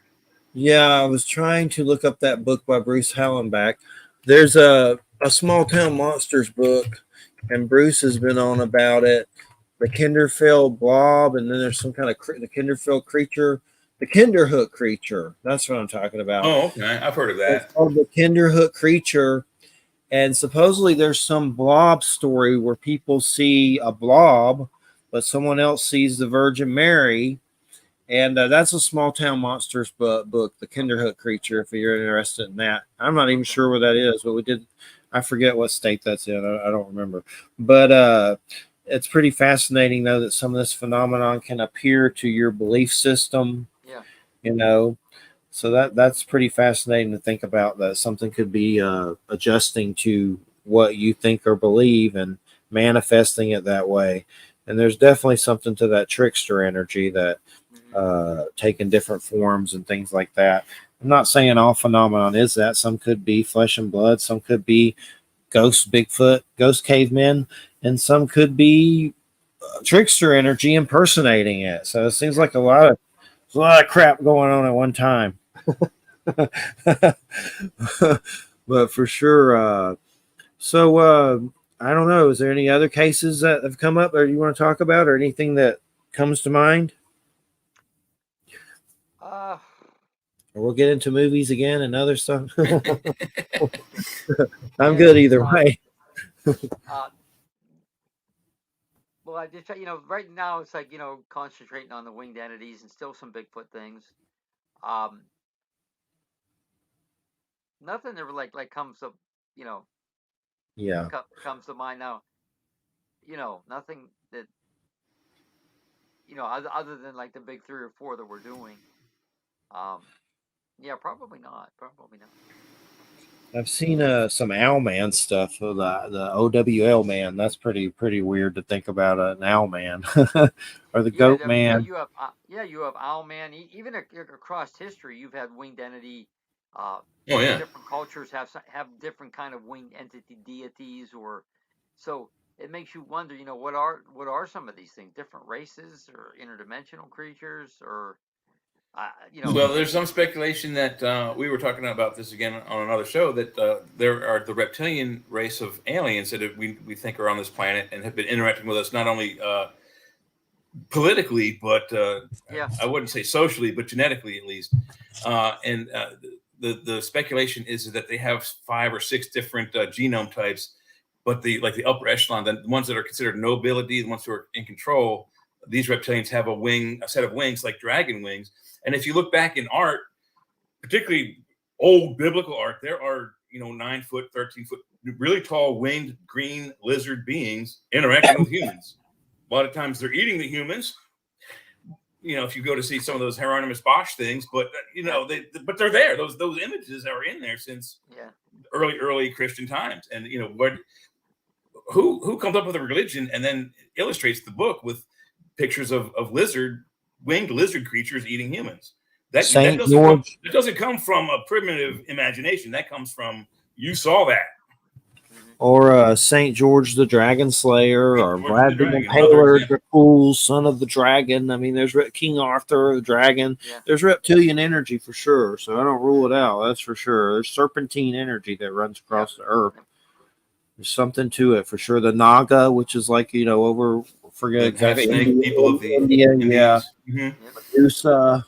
There's so many different things, You got So the there's Dogu of ancient Japan and Korea from Yeah, 14,000 BC that mirrors the exact same story as the Dogon in Western Africa. Yep. The Two different Garuda. sides of the planet. The Garuda Birdmen, or the some Andy has said something about some Mothman ties with the Garuda. There's the horned serpent and the Thunderbird stories. That's pretty fascinating. Supposedly those Thunderbirds, I guess, eat the horned serpents at war with them or something. There's weird stuff like that. Yeah, there's a story of something about that, and it's on the flag of Mexico. There's the eagle and the snake thing. I don't remember the exact story, but I think it parallels what you're talking about there, Jeffrey. The story is, I think, somewhat supernatural, where the eagle comes down and kills the sun god. It's shaped like a snake. It's something like that. There's a good one, Native Bigfoot on Tubi, that's pretty good. That's a documentary, Kathy Moskowitz Strain, and that book, God's Camel was a Monster. Yeah. That was good. That was like, that's good. But yeah, there's some good ones on there. But so what have you been up to as far as movies and TV series and things? What have you been getting into? Is it mostly like paranormal, or do you do all kinds of different stuff? We do all kind of different stuff. We're trying to finish up the Expedition X series now with Josh Gates. Okay. I always like Josh Gates' stuff. I'm trying to think what else we've. Oh, we just go from, we'll pick a series and then watch it, or sometimes binge watch it. We just like I like all kind monsters. Sci-fi, action, adventure. Just whatever. Whatever, like I haven't seen, we try to watch. We watched a movie called The Breach. Did you ever see that one? That's a kind of I've been meaning to. I know what you're talking about. I know what you're. It's on Amazon. It's like I've been thinking about it. I'm finally gonna probably do it now. It's got a cool little story to it. It does, yeah. The guy's building almost like his own CERN little thing up in the attic, and he pushes people in there, and they become like these zombies, and there's a little more to it, but it was a pretty cool movie, The Breach. I'm gonna check it out. Yeah, you'd probably like that one. It was. We're watching The Artful Dodger, which is like kind of like an Oliver Twist weird spin-off thing in the future with David Thewlis. I don't know if he's in it. He's Fagin. He's a creepy thief. It's pretty good. It's kind of like, I like David Thewlis. He's nice. He's a good. Yeah, he's the best part of it for sure. But he was the guy in the Dragon movie with Sean Connery. He was the king. Yeah. Dragonheart or something. Yes, Dragonheart. Thank you. That's the one. And I don't know. There's we saw Dune, the old one, recently. That's always fun to watch. The old one, David Lynch. Second part's out. Yeah, coming out. I want to see it. Yeah, I want to see the second one part. But I'm glad he decided not to make a third part. He's concluding it. Originally, he was going to make a 3-part Dune, and I said, really, the book requires a minimum 6 seasons, 23 episodes each to do just the first book. There's so much plot in it. You can't do it in a movie. I like the David Lynch one. It's fun. It's not perfect, but what is, right? But the David Lynch one, in my opinion, is the best one, because if you know the history of the book, basically, if you've read the book, you have, and it's not unusual. The Ethiopians really kicked the Italians' ass in World War II, which is why Hitler had to send Rommel down there. But very rarely do primitives beat people with technology. And he had primitives doing kung fu in the book on the deserts, and then like the worms also are eating, large amounts of sardaukar and what have you. But he was right. You were going to have Kung Fu the movie on a Mexico sand dune. It would look horrible. So thank God he gave them a weapon that was a trumping card, so they could overcome the more powerful technology of the emperor. Otherwise, you don't have a movie. You know, that's one time where Hollywood made a movie better. The second time they made a movie better from the book is Jaws. If you ever read Jaws, in the end of Jaws, the shark swims into the cabin to eat the sheriff, and the sheriff wiggles out the other way, and the shark gets stuck. And it drowns. And right? the ship sinks, Yeah. and the shark drowns to death. Yeah. You can't have that for a Hollywood movie. So what do? They shove a oxygen tank in his throat. He gets away, and then the sheriff hits him in the face with a bullet, and he explodes. Fantastic ending for a movie. Ending. That was a fantastic movie ending. Now, they were talking about redoing Jaws too, so I don't know whatever happened to that. I don't think they should. The reason why Jaws works so well, and it's a horror movie. Most people don't realize it's a horror movie, 100%. It's not like a supernatural being like Jason or Michael Myers, but it's a pretty supernatural being. If you are in the water, you can't compete with it. And just the not seeing the fake shark until the very end is what sold the horror. If you'd have seen that fakey styrofoam shark the whole movie, you'd be like, God, this is so gaudy looking. I actually liked the second one too, and a lot of people didn't like it. Second one's pretty good. After that, no. They were just there's the third one was in 3D was it Dennis Quaid, I believe, and the mom. And then the fourth one was just the mom. And there was one of the David Carradine, not David Carradine, the guy who played Sark, David Warner, I believe, was in it. I saw the first Dune.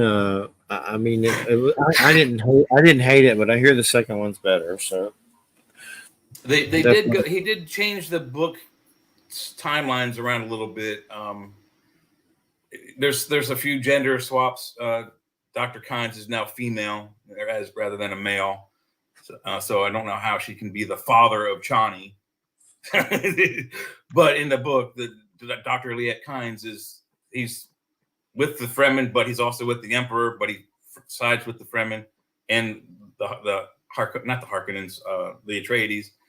But they changed him into, and I like this actress. She's pretty mean, but they did the death scene correct this time. Mm-hmm. In the first movie, they just open up Dr. Kynes' vest and send him out into the desert. This one, she lures the Sardaukar in and then hits the drum sand to bring in the sandworm, and they all die. That was a cool scene. That's actually in the book. There's supposedly a movie that helped inspire Star Wars called The Hidden Fortress. I haven't seen it, but 1960. I want to see that. I know it's on Max, so hopefully at some point I'll check that out. And there's some old, what's the one old black and white silent movie with the smiling dude? I forget the name, but it's inspired the Joker somehow. The guy that what was that movie called? The Man Laugh or something? Some silent movie where the dude's smiling all the time. Hell, I can't remember the name, but The Man Who Laughs. It's an old silent horror movie from 1928 where supposedly that's where Joker, the whole Joker thing came from. So I like to find neat stuff like that. I love silent movies and the Universal Monsters, and they're doing. Yeah, Image Comics is doing comics now of the Universal Monsters. They just did a Dracula. There's a creature from. Okay. Yeah, there's 4 issues to that one. There's a creature from the Black Lagoon, Return of Creature from the Black Lagoon that's about to start. I think there's 4. There's a Frankenstein, but they're well done and the art's beautiful. I have the Dracula ones. It's Bela Lugosi style and James Tynion. That's really good. So I like those a lot. And looking forward. There's supposed to be another Nosferatu with that Doug Jones, the guy that did Abe Sapien and like the lizard and Shape of Water dude, the lizard man. He's supposed to be doing tall alien in Star Trek Discovery. Yeah, he's supposed to be doing a Nosferatu. But anyway, we got about 5 minutes, and Brian, it's been really great. But I want to get some of your links in and stuff, or any closing statements. But it's been great having you on. We really enjoyed it. What are some of your links for everybody? Well, I think probably we're mainly on Facebook, so you could catch us on Center for Cryptozoological Studies and also Center for Unexplained Events, or you can just tag me, Brian Seech. I'm on Facebook, and if you have any sightings or anything, no matter where they are, especially Pennsylvania, Ohio, and West Virginia, though, we would get back to you. So we're just looking forward to trying to get even more reports from other states too, just to see what kind of similarities, whether they be, especially more even like the stranger ones, like the winged cryptids or the dog man, because there's so much Bigfoot stuff out there. It's like we always say, hey, we're going kind of getting Bigfoot burnout because Yeah. yeah, it's just I'd rather do some of the weird ones that people haven't even heard of. So, but those are the Need three more ways. goat man. More goat man. Oh no, Yeah, no, no, dude. Goat man, sheep squatch. Everybody's heard about all the ones. You got to go after Mokele and Bembe. Sheep Oh, watch. that you know what? That is my. It's always is Mokele Mbembe. I guess that's how you say it, right? Mokele and Bembe, yes. Yeah. Bless you. Yeah, that is just so cool. I mean, as a kid growing up loving the dinosaur movies, I'm like, wow, could there be a sauropod in the Congo? That is so. How cool would that be if they found, whether it's a Stegosaurus, a Brontosaurus, something Yes. of that line would be, Triceratops even, would be so cool. Oh my God, yeah, that's just like that would be the inner kid that I still have. Believe me, I'm still a big kid at heart. That would just love that. I mean, just wow. What Yeah, I've heard a lot of those. That would be what I would love to find out. And it's so hard because it's so deep where it is, and it's Oh yeah. it's the same problem we have with the Bigfoot find. How do you find Bigfoot? Well, you have to have a lot of money. You got to smell like poop and live in the woods for a year, and eventually he's going to find you. You don't have to look for him; he'll find you.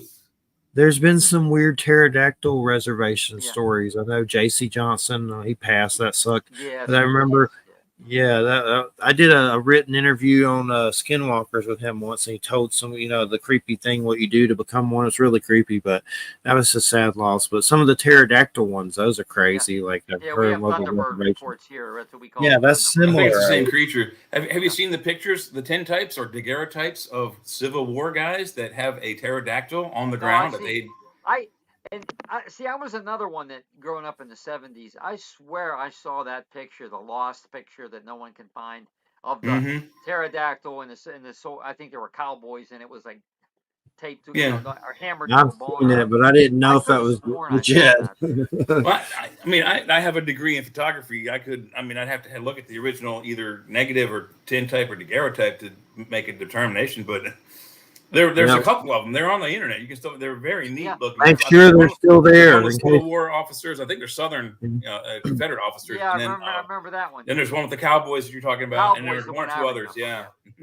Make sure they're still there because the Mandela effect timeline might have changed. So they might not be there. Yeah. The butterfly effect timeline catches up to us.